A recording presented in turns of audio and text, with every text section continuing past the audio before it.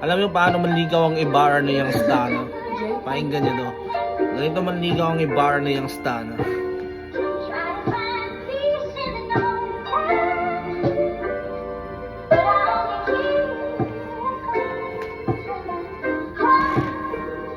Yaya, paano ba kita kakausapin kung sa una pa lang takot mo na akong kilalanin? So paano yun? Paano mo malaman na pag-ibig na hinanap mo ay nandito na sa'kin? Gusto mo ang pag-ibig ko at alam ko ganit na magmamahal na para sa iyo. Halika sa'kin na baka mo ang kamay ko para malaman mo kung ano ang totoo, para mapakita ko sa'yo kung ano ba ang mundo ko.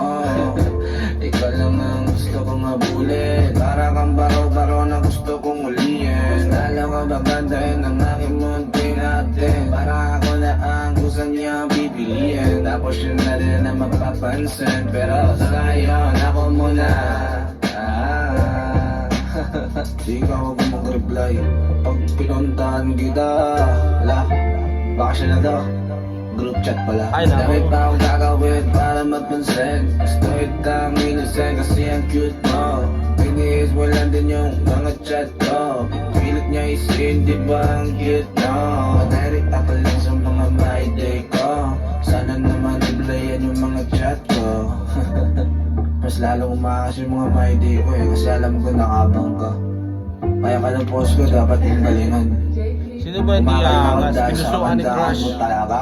Pero take you sa mga bitana, pakinggan ng arala.